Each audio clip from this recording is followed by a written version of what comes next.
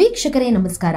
ವಿದ್ಯಾಕಾಶಿ ಧಾರವಾಡ ಲೋಕಸಭಾ ಕ್ಷೇತ್ರದಲ್ಲಿ ಕಳೆದ 2 ದಶಕದಿಂದ ಭಾರಿ ಅಂತರದಿಂದ ಗೆದ್ದುಕೊಂಡು ಬರುತ್ತಿರುವ ಅಭ್ಯರ್ಥಿ ಬಿಜೆಪಿ ಅಭ್ಯರ್ಥಿ ಕೇಂದ್ರ ಕಲ್ಲಿದ್ದಲು ಸಚಿವ ಪ್ರಹ್ಲಾದ್ ಜೋಶಿ ಅವರು 5ನೇ ಬಾರಿ ಅಖಾಡಕ್ಕೆ ಇಳಿದಿದ್ದಾರೆ. ಸೋಮವಾರ ನಾಮಪತ್ರ ಸಲ್ಲಿಸಿದ ಅವರು ತಮ್ಮ ಆಸ್ತಿ ಎಷ್ಟಿದೆ ಎಂದು ಘೋಷಿಸಿಕೊಂಡಿದ್ದಾರೆ. ಕೇಂದ್ರ ಸಚಿವರಾದರೂ ಸಂಸದರಾದರೂ ಕೆಲವು ಸ್ಥಾನಗಳಲ್ಲಿ ಕಾರ್ಯನಿರ್ವಹಿಸಿದರೂ ಕೂಡ ಪ್ರಹ್ಲಾದ್ ಜೋಶಿ ಅವರ ಬಳಿ ಒಂದೇ ಒಂದು ಸ್ವಂತ ವಾಹನ ಇಲ್ಲ. ರಾಜಕಾರಣಿಗಳ ಪೈಕಿ ಸ್ವಂತಕ್ಕೆ ವಾಹನ ಇಲ್ಲದ ನಾಯಕರೆಂದರೆ ಅದು ಇವರೇ. ಹಾಗಾದರೆ ಇವರು ಒಟ್ಟು ಆಸ್ತಿ ಎಷ್ಟು ಸಾಲವಿದೆ ಎಂಬೆಲ್ಲ ಮಾಹಿತಿನ ಹೇಳ್ತಾ ಹೋಗ್ತೀನಿ. ಇನ್ನು ಪ್ರಹ್ಲಾದ್ ಜೋಶಿ ಅವರ ಸ್ಥಿರಾಸ್ತಿ ಮೌಲ್ಯ ಬರೋಬ್ಬರಿ 11.24 ಕೋಟಿ.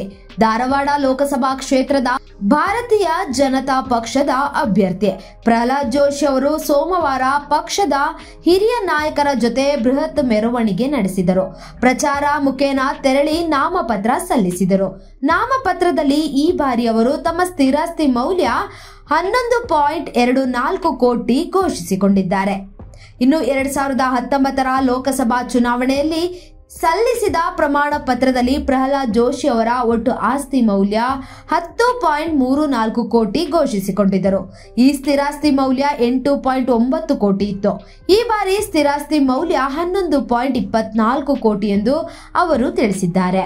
ಇನ್ನು ಚರಾಸ್ತಿ ಮೌಲ್ಯವನ್ನ ನೋಡೋದಾದ್ರೆ 5.93 ಕೋಟಿ. ಕಳೆದ ಚುನಾವಣೆಯ ವೇಳೆ ಜೋಶಿ ಅವರ ಪತ್ನಿ ಜ್ಯೋತಿ ಅವರ ಚರಾಸ್ತಿ ಮೌಲ್ಯ 27 ಲಕ್ಷ ಎಂದು ಮಾಹಿತಿ ನೀಡಿದರು.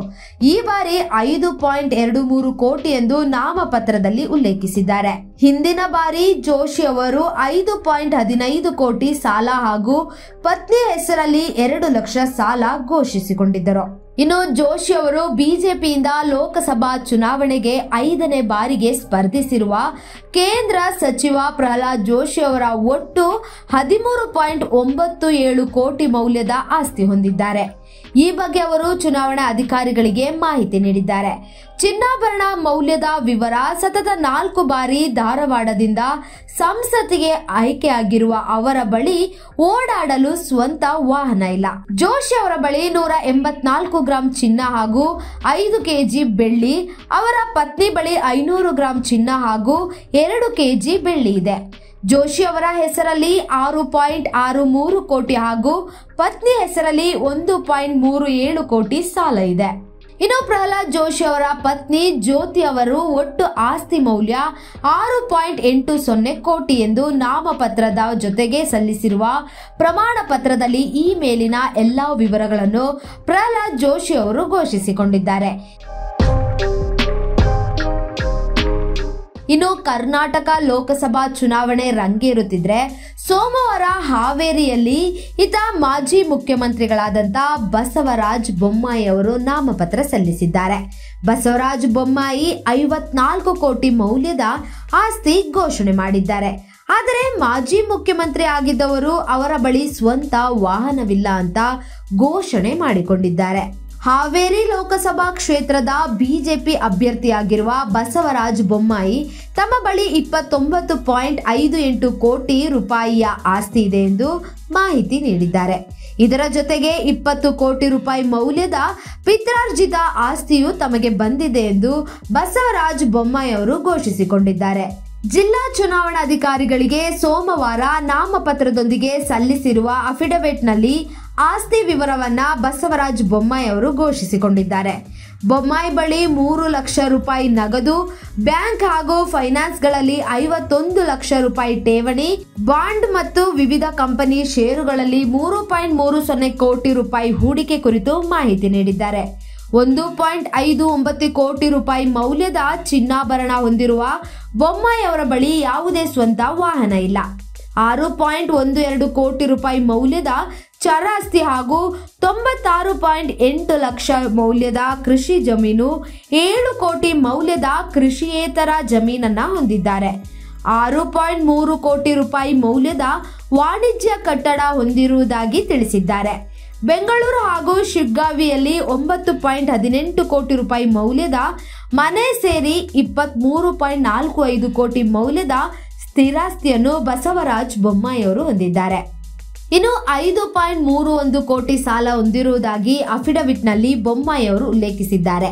20 ಕೋಟಿ ರೂಪಾಯಿ ಮೌಲ್ಯದ ಪಿತ್ರಾರ್ಜಿತ ಆಸ್ತಿ ಹೊಂದಿರುವ ಬೊಮ್ಮಾಯಿ ಪತ್ನಿ ಬಳಿ 1.32 ಕೋಟಿ ಮೌಲ್ಯದ ಚರಾಸ್ತಿ ಹಾಗೂ ಪುತ್ರಿ ಬಳಿ 1.53 ಕೋಟಿ ಚರಾಸ್ತಿ ಇದೆ ಎಂದು ತಿಳಿಸಿದ್ದಾರೆ. ಇನ್ನು ಬೆಳಗಾವಿ ಲೋಕಸಭಾ ಕ್ಷೇತ್ರದ ಬಿಜೆಪಿ ಅಭ್ಯರ್ಥಿ ಮಾಜಿ ಸಿಎಂ ಜಗದೀಶ್ ಶೆಟ್ಟರ್ ಅವರು 12.45 ಕೋಟಿ ಮೌಲ್ಯದ ಆಸ್ತಿ ಒಡೆಯರಾಗಿದ್ದಾರೆ. ತಮ್ಮ ಹೆಸರಲ್ಲಿ 9.82 ಕೋಟಿ ಮೌಲ್ಯದ ಸ್ಥಿರಾಸ್ತಿ ಹಾಗೂ 2.63 ಕೋಟಿ ಮೌಲ್ಯದ ಚರಾಸ್ತಿ ಹೊಂದಿದ್ದಾರೆ. ಆದರೆ ಯಾವುದೇ ವಾಹನ ಇಲ್ಲ. ಆಸ್ತಿಯಲ್ಲಿ ಕೋಟ್ಯಾಧಿಪತಿ ಆಗಿದ್ದರೂ ಶೆಟ್ಟರ್ ಅವರ ಮೇಲೆ 57.26 ಲಕ್ಷ ಸಾಲವಿದೆ. ಅವರ ಪತ್ನಿ ಶಿಲ್ಪಾ ಶೆಟ್ಟರ್ ಅವರ ಹೆಸರಲ್ಲಿ 1 ಲಕ್ಷ ಮೌಲ್ಯದ ಸ್ಥಿರಾಸ್ತಿ ಹಾಗೂ 91.10 ಲಕ್ಷ ಮೌಲ್ಯದ ಚರಾಸ್ತಿ ಇದೆ. ಮಕ್ಕಳ ಹೆಸರಲ್ಲಿ ಯಾವುದೇ ಸ್ಥಿರಾಸ್ತಿ ಹಾಗೂ ಚರಾಸ್ತಿ ತೋರಿಸಿಲ್ಲ.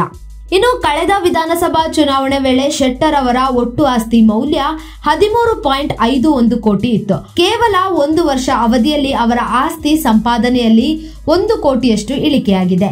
ಶೆಟ್ಟರ್ ತಮ್ಮ ಪತ್ನಿ ಶಿಲ್ಪಾ ಅವರಿಗೆ 14.40 ಲಕ್ಷ, ಮಕ್ಕಳಾದ ಪ್ರಶಾಂತ್ನಿಗೆ 26.33 ಲಕ್ಷ, ಇನ್ನೋರ್ವ ಪುತ್ರ ಸಂಕಲ್ಪನಿಗೆ 45.11 ಲಕ್ಷ ಮತ್ತು ಸಹೋದರ ಮೋಹನ್ ಅವರಿಗೆ 35.2 ಲಕ್ಷ ಸೇರಿದಂತೆ ಒಟ್ಟು 1.24 ಕೋಟಿ ಸಾಲ ನೀಡಿದ್ದಾರೆ.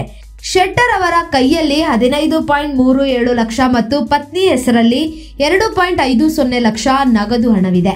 ಬ್ಯಾಂಕ್ ಮತ್ತು ಹಣಕಾಸು ಸಂಸ್ಥೆಗಳಲ್ಲಿ ಠೇವಣಿ, ಷೇರು, ಬಾಂಡ್ಗಳನ್ನು ಚಿನ್ನಾಭರಣ ಹೊಂದಿದ್ದಾರೆ. ಇನ್ನು ಚಿಕ್ಕೋಡಿ ಲೋಕಸಭಾ ಕ್ಷೇತ್ರದ ಅಭ್ಯರ್ಥಿಯಾಗಿರುವ ಅಣ್ಣಾ ಸಾಹೇಬ್ ಜೊಲ್ಲೆಗಿಂತ ಪತ್ನಿ ಶಾಸಕಿ ಶಶಿಕಲಾ ಜೊಲ್ಲೆ ಶ್ರೀಮಂತೆಯಾಗಿದ್ದಾರೆ.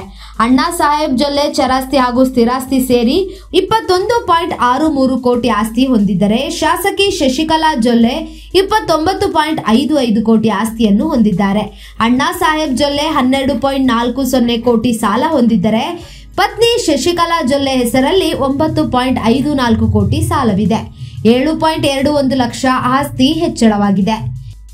ಇನ್ನು ಅಣ್ಣಾ ಸಾಹೇಬ್ ಜೊಲ್ಲೆ ಅವಲಂಬಿತರಾದ ಪುತ್ರ ಜ್ಯೋತಿ ಪ್ರಸಾದ್ ಜೊಲ್ಲೆ ಹೆಸರಲ್ಲಿ 1.22 ಕೋಟಿ ಚರಾಸ್ತಿ ಹೊಂದಿದ್ದರೆ 1.87 ಕೋಟಿ ಸ್ಥಿರಾಸ್ತಿ ಇದೆ.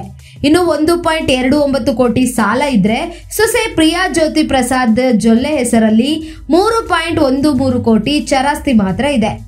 ಅಣ್ಣಾ ಸಾಹೇಬ ಜೊಲ್ಲೆ ಅವರ ಕುಟುಂಬ ಒಟ್ಟು 54.27 ಕೋಟಿ ಆಸ್ತಿಯನ್ನ ಹೊಂದಿದೆ. ಒಟ್ನಲ್ಲಿ ಲೋಕಸಭಾ ಚುನಾವಣೆ ರಂಗೇರ್ತಿದ್ರೆ ನಾಮಪತ್ರ ಸಲ್ಲಿಕೆ ಕೂಡ ಬರದಿಂದ ಸಾಗ್ತಾ ಇದೆ. ಒಂದು ಕಡೆ ಪ್ರಚಾರದ ಬಿಸಿ ಜೋರಾಗಿದ್ರೆ ಇನ್ನೊಂದು ಕಡೆ ಅಫಿಡವಿಟ್ ನಲ್ಲಿ ಬರುವಂತಹ ಆಸ್ತಿಗಳ ವಿವರ ನೋಡಿ ಜನ ಕೂಡ ಬೆಚ್ಚಿ ಬಿದ್ದಿದ್ದಾರೆ. ಮತ್ತಷ್ಟು ಅಪ್ಡೇಟ್ಗಾಗಿ BN TV ಯೂಟ್ಯೂಬ್ ಚಾನಲ್ನ ಲೈಕ್ ಮಾಡಿ, ಸಬ್ಸ್ಕ್ರೈಬ್ ಮಾಡಿ. Anjali special desk BN TV, ಇದು ನಿಮ್ಮ ಧ್ವನಿ.